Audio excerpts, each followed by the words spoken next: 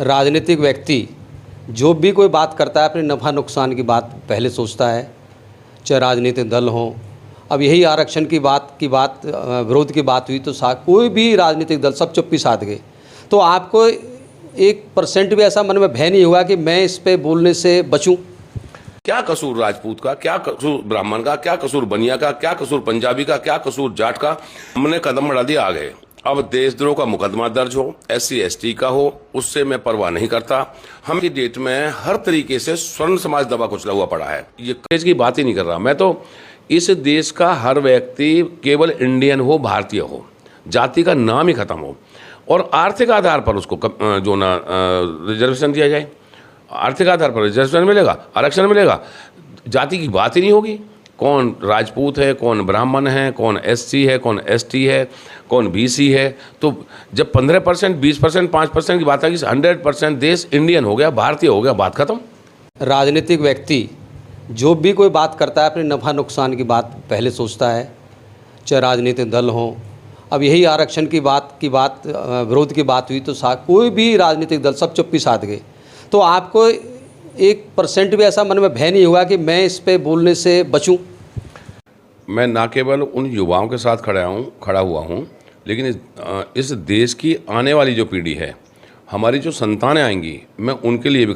और ये देश के युवा जो आज UGC रोलबैक और आरक्षण को जो है ना जाति के आधार पर ना रख करके आर्थिक आधार पर आरक्षण रखा जाए।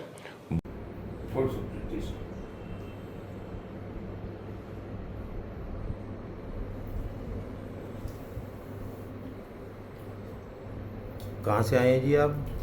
गाँव सदरपुर से आए हैं। अच्छा, कैसे मिठाई खिलाई जा रही है आज विधायक जी को?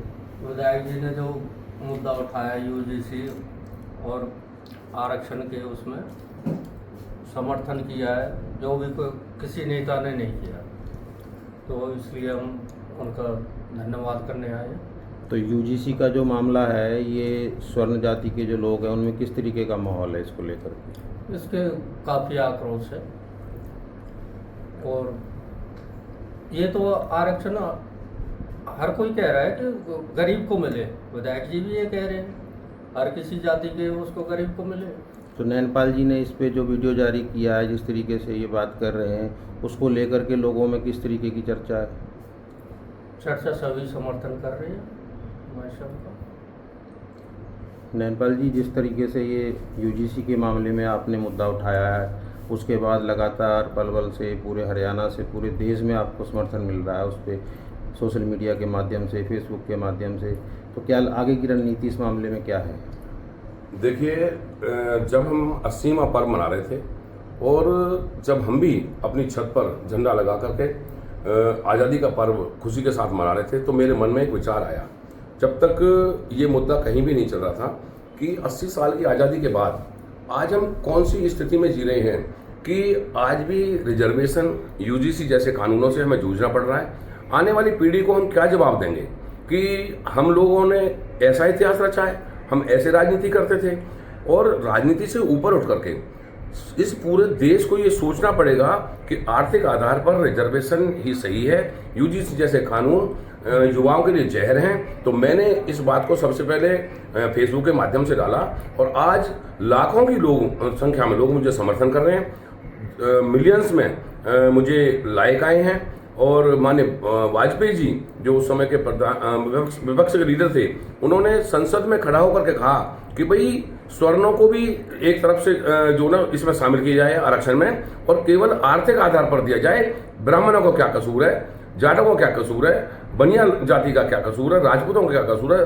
तो उन्होंने खड़ा होकर के सदन में कहा। तो आज की सरकार को ये सोचना चाहिए, आज 80 साल हो गए, सब समरसता से जी रहे हैं, सब बराबर हैं, एक ही थाली में सब खाते हैं। आज जातिवाद नाम की चीज देश में रह नहीं गई है। तो मैं समझता हूँ 80 साल की आज़ादी के बाद आरक्षण को खत्म कर देना चाहिए, केवल जाति के आधार पर ना दे करके आर्थिक आधार पर आरक्षण दिया जाए ताकि हर गरीब का भला हो सके। और मैं कहता हूं कि जब नौकरियां लग जाती हैं तो उसमें कम से कम जो प्रमोशन है वो जाति का आधार पर ना हो, जो उसके सबॉर्डिनेट हैं और जो उससे पहले के अधिकारी हैं वो अपने आप को ठगा सा महसूस करते हैं। तो आरक्षण इस देश के लिए दीमक है और इस देश को खाए जा रही है। तो इसलिए आने वाली पीढ़ी के लिए, युवाओं के भविष्य के लिए यूजीसी रोल बैक हो, वापस हो और आर्थिक आधार पर आरक्षण मिले। तो अभी जैसे आपने कहा कि ये इसके खिलाफ लोग हो रहे हैं, चारों तरफ से लोग इकट्ठे हो रहे हैं, तो फरीदाबाद की बात करें, हरियाणा की बात करें, तो क्या इसको लेकर के आगे आप कुछ मीटिंग वगैरह भी करने जा रहे हैं? देखिए, निश्चित तौर पर चाहे हमें दिल्ली जाना पड़े, जंतर मंतर जाना पड़े, और आज भी हजारों लोग मुझे रोज फोन करते हैं कि भाई कहीं चलना है तो बताओ। जिस दिन हम जाएंगे पूरी ताकत के साथ जाएंगे, चाहे जंतर मंतर जाना हो, चाहे रामलीला मैदान जाना हो। जैसे पलवल में हमारे कुछ साथी कर रहे हैं तो पलवल जाना पड़ा तो पलवल भी जाएंगे, जहां तक जाना पड़ा वहां तक जाएंगे, लेकिन इस आरक्षण को खत्म कराएंगे, इसको आर्थिक आधार पर करा के छोड़ेंगे।